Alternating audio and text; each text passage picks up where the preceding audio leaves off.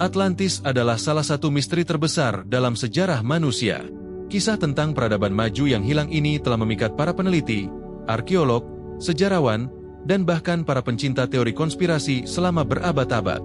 Pertama kali disebutkan oleh filsuf Yunani kuno, Plato, dalam dua dialognya, Timaeus dan Critias. Atlantis digambarkan sebagai sebuah kerajaan besar dengan teknologi canggih yang tenggelam ke dalam lautan dalam satu malam akibat bencana alam. Namun, hingga saat ini, keberadaan Atlantis masih menjadi perdebatan. Apakah Atlantis benar-benar ada? Atau hanya mitos yang diciptakan Plato untuk menyampaikan pesan moral? Kali ini kami akan mengupas secara mendalam segala aspek terkait misteri Atlantis. Mulai dari sumber sejarah, deskripsi Plato, berbagai teori lokasi, teknologi Atlantis yang konon sangat maju. Kami juga akan membahas penelitian modern, ekspedisi pencarian, serta bagaimana legenda Atlantis memengaruhi budaya populer. Sumber sejarah, catatan Plato tentang Atlantis. Kisah Atlantis pertama kali muncul dalam dua karya Plato, yaitu Timaeus dan Critias, yang ditulis sekitar 360 sebelum Masehi. Dalam Timaeus, Plato menceritakan bahwa Atlantis adalah sebuah peradaban besar yang terletak di seberang pilar-pilar Hercules, yang diakini sebagai Selat Gibraltar. Atlantis digambarkan sebagai negara pulau yang sangat makmur, dengan sistem pemerintahan yang teratur, angkatan laut yang kuat, dan kekayaan melimpah dari emas, perak, dan logam mulia lainnya. Dalam Critias, Plato memberikan deskripsi lebih rinci tentang Atlantis. Menurutnya, Atlantis didirikan oleh Dewa Poseidon, yang jatuh cinta kepada seorang wanita fana bernama Kleito. Poseidon membangun pulau megah untuk Kleito dan keturunannya, dengan istana di tengahnya yang dikelilingi oleh cincin konsentris daratan dan air. Kota ini memiliki sistem irigasi yang canggih, kuil megah yang dilapisi emas, dan teknologi yang jauh melampaui zamannya. Namun, menurut Plato, penduduk Atlantis yang awalnya berbudi luhur perlahan menjadi korup dan serakah. Mereka mencoba menaklukkan dunia, termasuk Yunani, tetapi dikalahkan oleh bangsa Athena, yang digambarkan sebagai peradaban ideal dalam cerita Plato. Setelah kekalahan mereka, para dewa murka dan menenggelamkan Atlantis dalam satu hari dan satu malam yang penuh bencana, gempa bumi, banjir besar, dan letusan gunung berapi.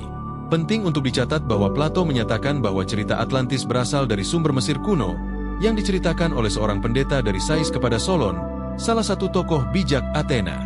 Namun, tidak ada catatan Mesir kuno yang secara eksplisit menyebut Atlantis, sehingga kebenaran cerita ini masih dipertanyakan. Apakah Atlantis nyata atau hanya alegori? Sejak zaman Plato, banyak sarjana yang memperdebatkan apakah Atlantis benar-benar ada atau hanya alegori, yang digunakan Plato untuk menyampaikan pesan moral tentang bahaya keserakahan dan kehancuran akibat kesombongan. Pandangan yang menganggap Atlantis sebagai alegori. Satu kritikus seperti Aristoteles. Aristoteles, murid Plato yang kemudian menjadi kritikus utama gagasan gurunya tentang Atlantis, menolak kisah tersebut sebagai fakta historis dengan beberapa alasan filosofis dan metodologis yang khas. Berikut analisis mendalam mengapa ia menganggap Atlantis fiksi.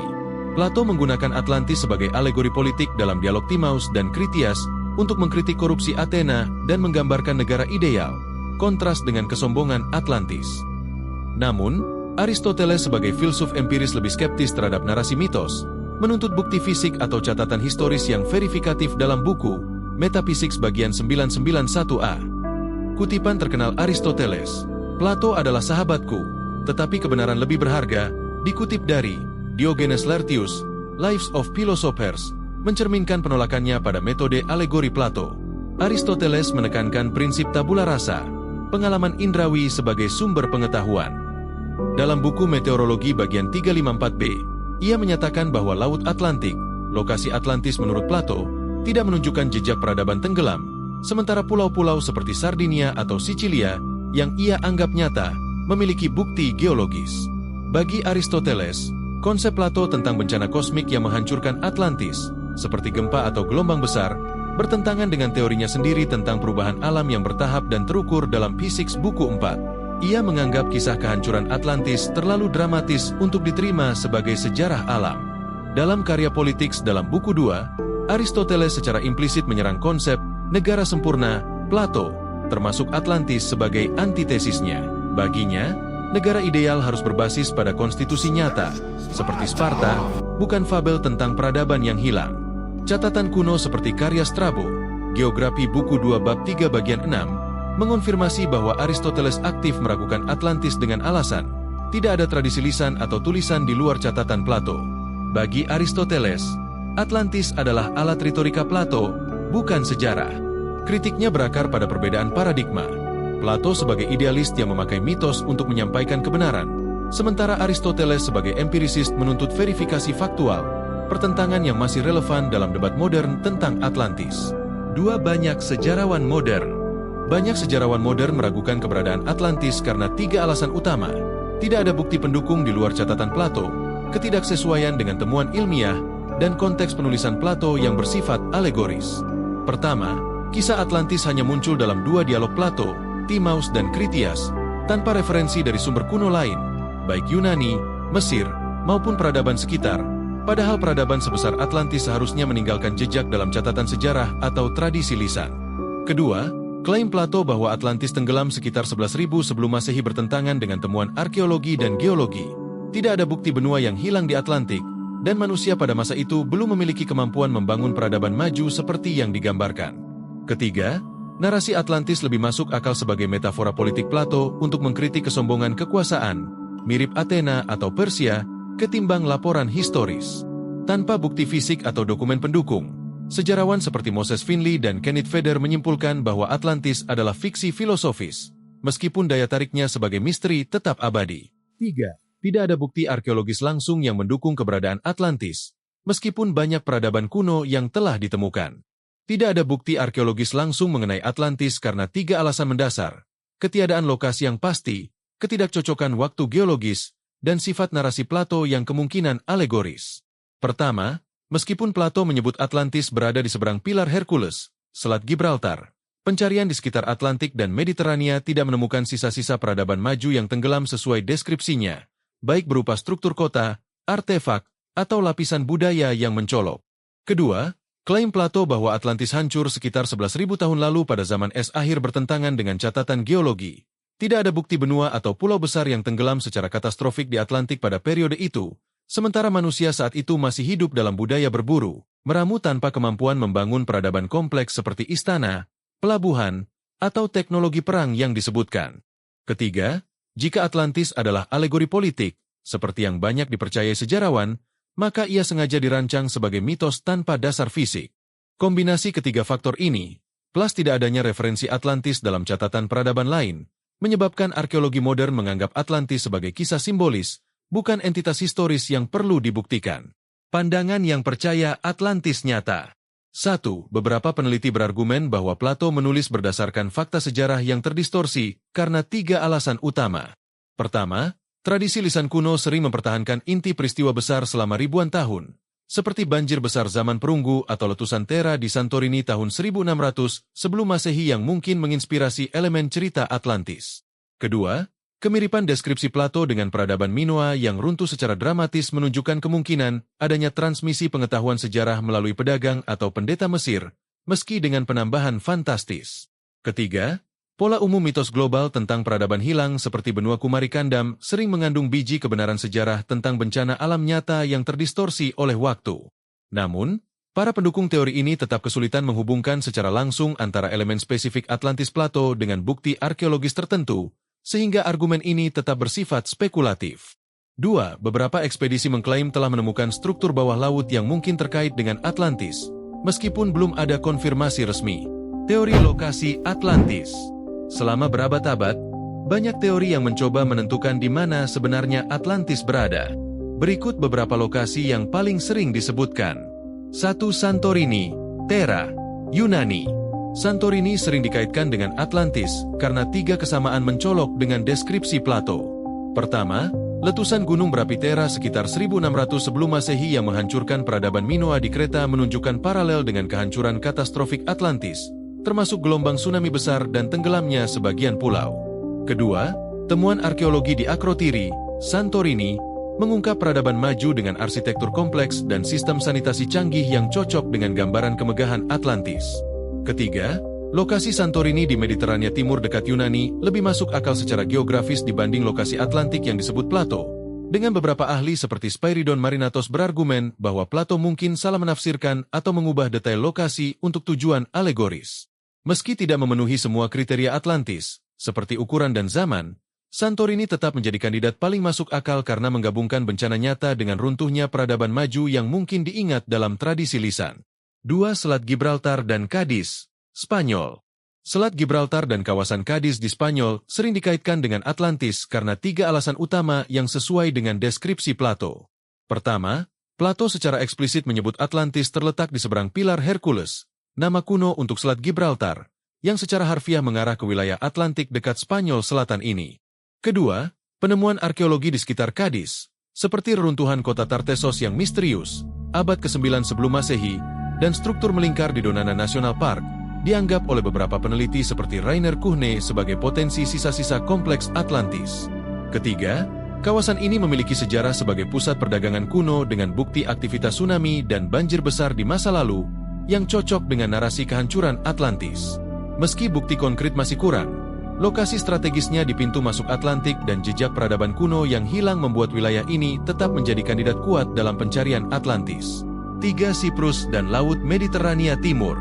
Siprus dan kawasan Laut Mediterania Timur sering dikaitkan dengan Atlantis karena 3 alasan utama yang selaras dengan catatan Plato. Pertama, penelitian geologi mutakhir menunjukkan bahwa dasar laut antara Siprus dan Suriah pernah menjadi daratan yang tenggelam sekitar 12.000 tahun lalu, sesuai dengan timeline Atlantis. Kedua, penemuan struktur bawah air berupa dinding sepanjang 3 km dan parit sedalam 3 meter di lepas pantai Siprus oleh tim Rubber Sarmast pada tahun 2004, dianggap sebagai potensi bukti arsitektur monumental seperti yang digambarkan Plato. Ketiga, posisi Mediterania Timur sebagai pusat peradaban kuno dan jalur pelayaran penting membuat wilayah ini lebih memungkinkan sebagai inspirasi cerita Atlantis dibanding lokasi di Samudra Atlantik. Meski masih kontroversial, teori ini didukung oleh kesamaan geografis dan bukti geologis tentang perubahan muka air laut pasca zaman es yang bisa mengubur peradaban pantai. 4. Indonesia dan Sundaland. Indonesia dan kawasan Sundaland, paparan benua Asia Tenggara yang kini tenggelam, sering dikaitkan dengan Atlantis karena 3 alasan utama. Pertama, penelitian geologi menunjukkan bahwa Sundaland pernah menjadi daratan luas yang tenggelam akibat kenaikan muka air laut sekitar 11.000 tahun lalu, sesuai dengan waktu kehancuran Atlantis menurut Plato. Kedua, teori dari peneliti seperti Arisio Santos pada tahun 2005 menyatakan bahwa deskripsi Plato tentang geografi Atlantis, gunung berapi, kanal melingkar, dan kekayaan rempah, cocok dengan karakteristik Indonesia, khususnya wilayah Sumatera Jawa Kalimantan yang dulunya menyatu. Ketiga, kemiripan budaya megalitik Nusantara dengan ciri peradaban maju yang disebut Plato, serta tradisi lokal tentang benua yang hilang seperti Lemuria, memperkuat hipotesis ini. Meski menarik, teori ini masih diperdebatkan karena kurangnya bukti arkeologis langsung yang menghubungkan reruntuhan di Indonesia dengan deskripsi spesifik Atlantis. 5. Antartika. Antartika kerap dikaitkan dengan Atlantis karena 3 teori kontroversial yang mencoba menafsirkan ulang catatan Plato. Pertama, hipotesis pergeseran kerak bumi oleh Charles Hapgood pada tahun 1950-an menyatakan bahwa Antartika mungkin pernah berada di iklim sedang sebelum bergeser ke kutub, sehingga bisa cocok dengan deskripsi Atlantis sebagai daratan subur. Kedua, peta kuno seperti Piri Reis tahun 1513 yang menunjukkan garis pantai Antartika tanpa es dianggap oleh beberapa pihak sebagai bukti peradaban maju yang pernah ada di sana. Ketiga, teori alternatif menyatakan bahwa Plato salah menginterpretasikan lokasi selatan sebagai barat, sehingga Antartika yang tertutup es dianggap sebagai kandidat potensial. Namun, teori ini ditolak mayoritas ilmuwan karena tidak ada bukti geologi bahwa Antartika bebas es dalam 12.000 tahun terakhir, serta bertentangan dengan bukti arkeologi tentang perkembangan peradaban manusia. Ketiadaan artefak atau struktur buatan manusia di bawah es Antartika semakin melemahkan klaim ini, menjadikannya sebagai spekulasi yang lebih bersifat pseudosains daripada penelitian akademis serius. 6. Amerika Tengah dan Segitiga Bermuda. Amerika Tengah dan Segitiga Bermuda sering dikaitkan dengan Atlantis karena 3 teori kontroversial yang mencoba menghubungkan legenda Plato dengan fenomena setempat. Pertama, kemiripan antara piramida Maya dan Aztec dengan arsitektur monumental Atlantis menjadi dasar teori bahwa peradaban Mesoamerika mungkin merupakan keturunan pengungsi Atlantis, seperti diusulkan oleh Ignatius Donnelly dalam bukunya Atlantis, The Antediluvian World tahun 1882. Kedua, misteri segitiga Bermuda yang kerap dikaitkan dengan hilangnya kapal dan pesawat dianggap oleh beberapa pihak sebagai bukti teknologi canggih peninggalan Atlantis yang masih aktif di dasar laut. Ketiga, Penemuan struktur batuan di dekat Kuba pada 2001 yang menyerupai kota tenggelam sempat memicu spekulasi, meski penelitian lebih lanjut menunjukkan formasi geologis alami. Namun, teori ini ditolak komunitas ilmiah karena tidak ada bukti arkeologi yang menghubungkan peradaban Amerika dengan budaya Mediterania kuno, serta ketiadaan catatan sejarah tentang benua yang tenggelam di wilayah tersebut.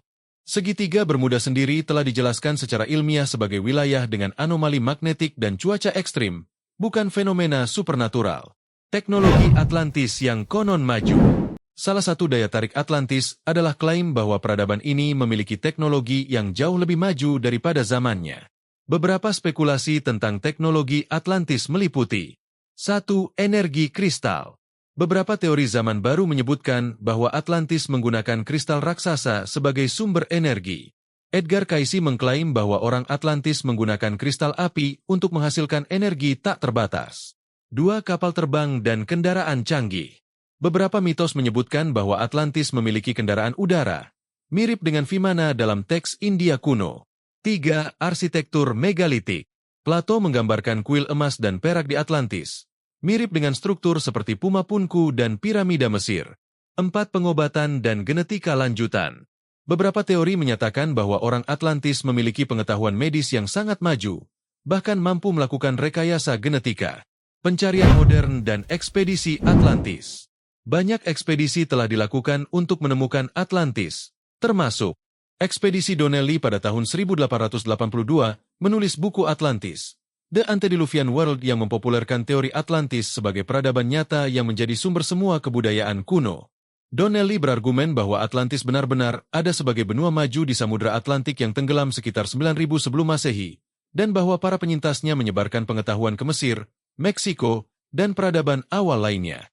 Buku ini menyajikan 13 tesis utama, termasuk klaim bahwa mitos banjir besar di berbagai budaya berasal dari kehancuran Atlantis, serta kemiripan arsitektur, bahasa, dan mitologi antar benua sebagai bukti warisan Atlantian. Donnelly mendasarkan teorinya pada perbandingan budaya, ilmu bumi zamannya, dan interpretasi literal dialog Plato.